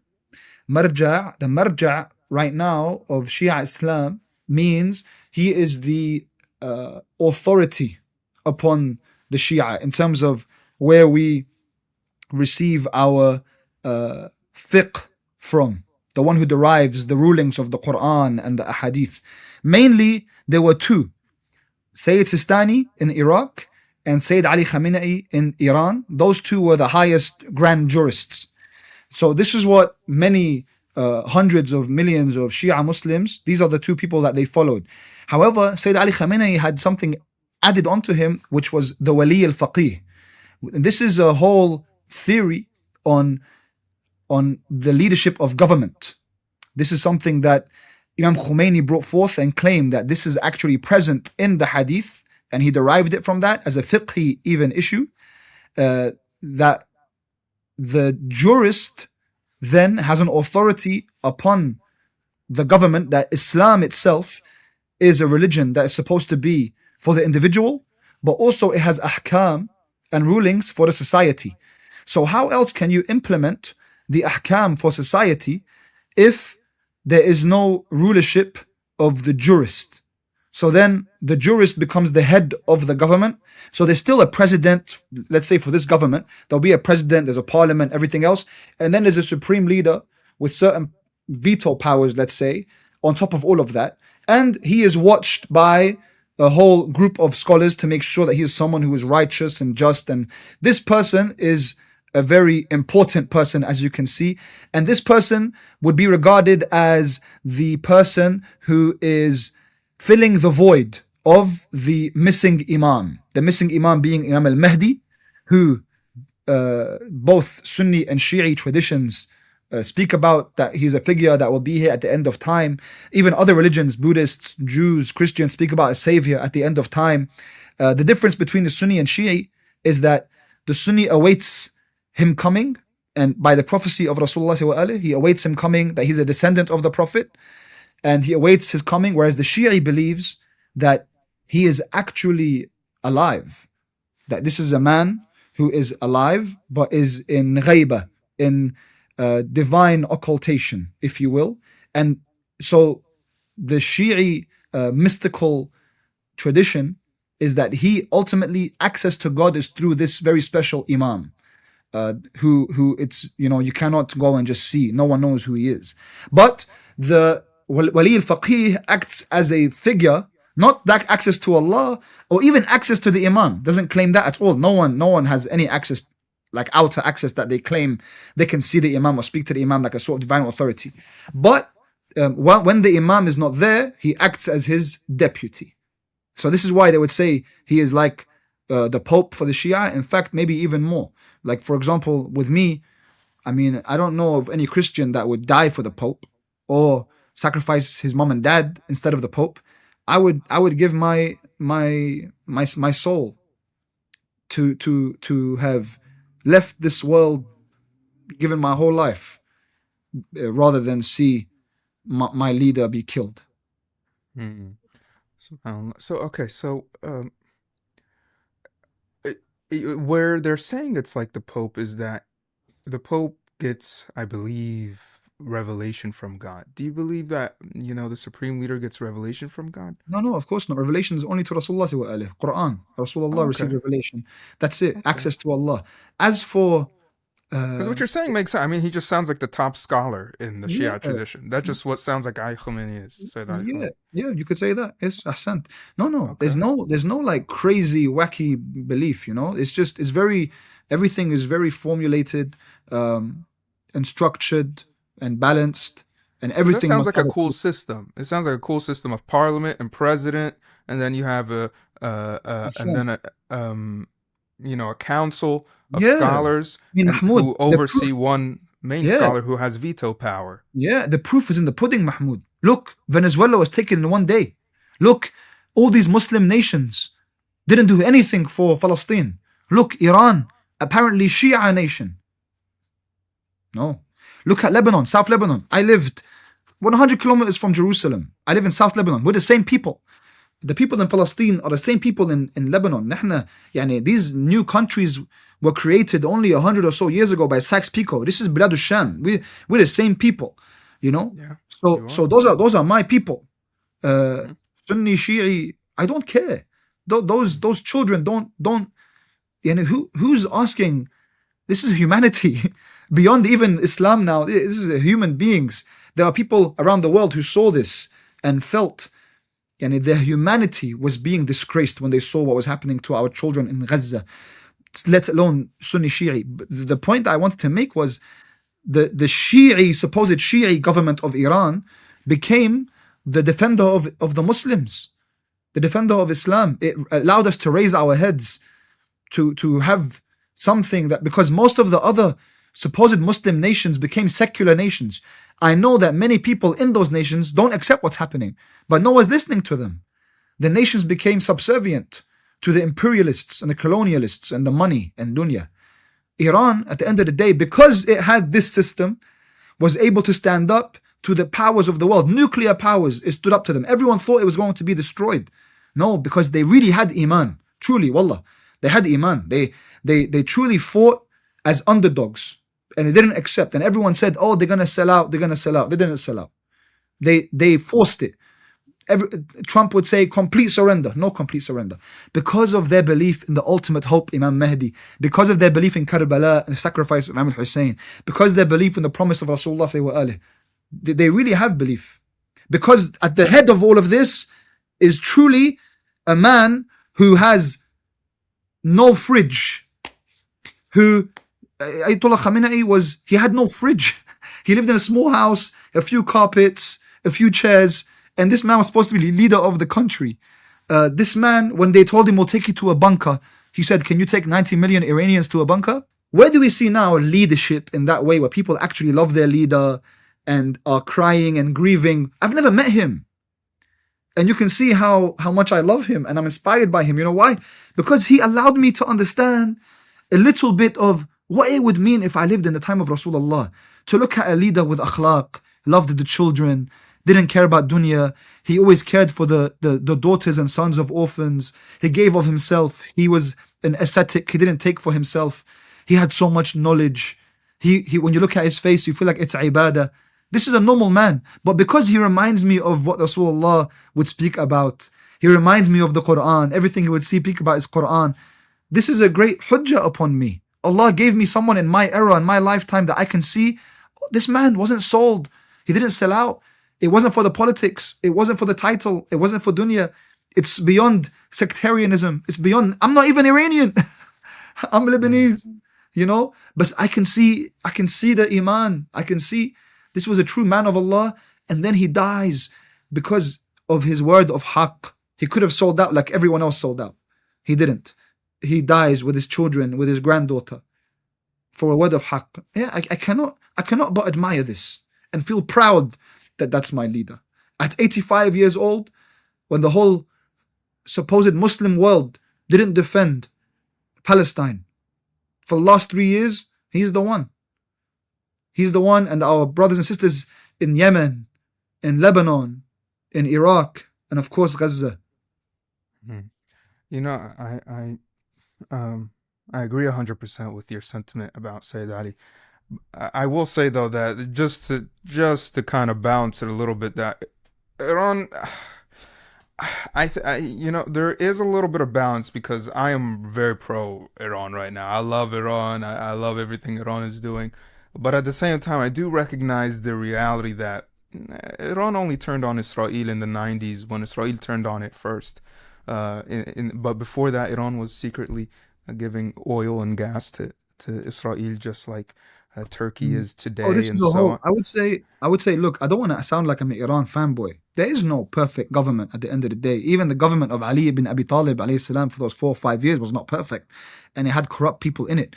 Even in Iran right now, there are different strands of Iranian politics. Not everyone's on the same strand. Not everyone's pro-resistance, and not everyone wants to be there for Gaza. I know that. However, I know that what's so far taken us forward is the pro-resistance bloc. And long may they continue. May Allah preserve them. However, what I would say is, when it comes to what you mentioned right there, there is a great podcast with, I believe, Loki and I think Muhammad Hijab, where they speak about this. And Loki explains this in detail. And I would highly recommend people to watch that, because it's a great misconception. No, Iran, since the revolution in 1979, it has been a great enemy of imperialism. As for a lot of these, ideas and misconceptions, there is a great explanation that. Well, I'm not trying to attack Iran. I'm not trying to attack it. All I'm saying is that countries act based off their interests.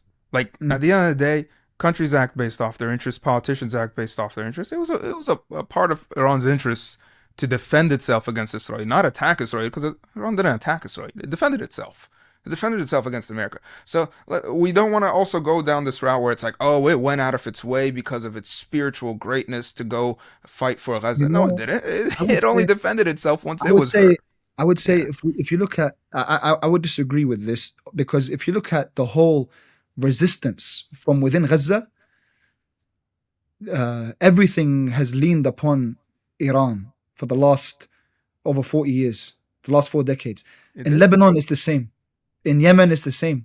Yani, Iran has been. Do you know who put the arms to Gazans by Iran? Egypt.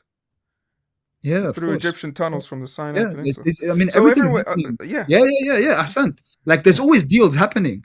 Ahsant. Like, even if not said out loud, there's always deals happening, and they have to happen. At the end of the day, Egypt, with the current political climate, has to have a certain face. And then something has to happen on the underground. But what we're saying is, ultimately, this is not a new phenomena. Iran has been doing this. In fact, that's why it's faced sanctions for all these decades. Iran could have been way better off. It's just by interests. This is something that, I really believe in. When people think about proxies, I don't believe in these proxies. In Lebanon is independent. The people in Lebanon are independent of Iranian influence in terms of being a proxy. They might have similar goals and they work together, and then Iran supports them. But it's almost, it's foolish to say that they're just proxies that, are sacrificing so much of their own youth just to serve Iranian interests. At the end of the day, there is a point that the imperialists haven't understood. And you know what that is? And wallahi, call me idealistic. It's iman and ukhuwah. Iman and ukhuwah. Loyalty, wafa, brotherhood, faith. These ideals that people think they're dead. No, I believe they're alive. Someone can call me foolish and idealistic, but I think if it was by interests, Iran would be way better off by leaving all of this behind and just joining the part of Dubai. But now let me grab this book real quick. I've been reading The Clash of Civilizations. I think it sums up what you're saying and what we're talking about here pretty well. So this is a book by Samuel P. Huntington. And he says, he defines civilization. And that's why no matter how much you and I disagree, we're a part of the same civilization. You can like it, you can dislike it as a Shia, as a Sunni, or part of the same civilization. What does that mean? Worse, if someone starts attacking you, it's almost like, hey, only I get to fight my brother. No one beats up my brother other than me. That's what civilizations do. Let me try to find it right here. I believe if I don't find it quickly, then I'll just sum up what he said. Mm-hmm. Yeah, I didn't do a good job of that's okay. lining it up here. But Okay. No, basically what he says is that civilization the definition is that two people who don't necessarily live in the same area have a natural affinity to each other. Like I've lived in the United States my whole life. And then when the United States attacked Iran, I was immediately angry. You don't have to teach me that. You don't have to send me a voicemail going, hey, be angry. Right? Because we're a part of the same civilization. Even if I was raised in the United States, in the West, a different civilization.